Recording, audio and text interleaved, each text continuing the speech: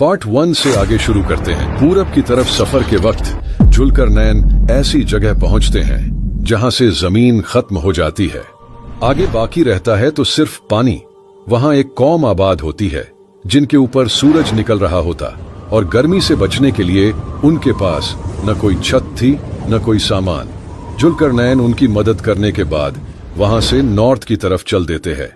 उनका सामना फिर एक कौम से होता है। बादशाह न उनकी जुबान जानते थे न वो बादशाह की। इशारों इशारों में उन्होंने अपनी बहुत बड़ी परेशानी के बारे में बताया। वो परेशानी कोई और नहीं बल्कि याजूज और माजूज और उनकी फौज थी जो बहुत फसाद फैलाते और लोगों को कत्ल करते। वो 2 पहाड़ों के दूसरी तरफ रहते थे।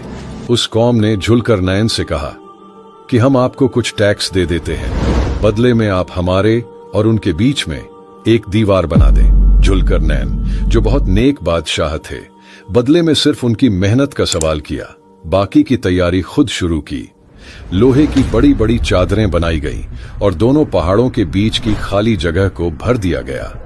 फिर आग की मदद से लोहे की दीवारों को लाल किया गया और उस पर पिघला हुआ तांबा उड़ेल दिया गया, जिससे याजूज माजूज न उस पर चढ़ सकते थे न ही उसमें सेंध लगा सकते थे। फिर जुल्करनैन ने उन लोगों से कहा, बोला कि ये मेरे परवरदिगार की मेहरबानी है। फिर जब मेरे परवरदिगार का वादा आ पहुंचेगा तो उसको ढाकर हम वार कर देगा और मेरे परवरदिगार का वादा सच्चा है।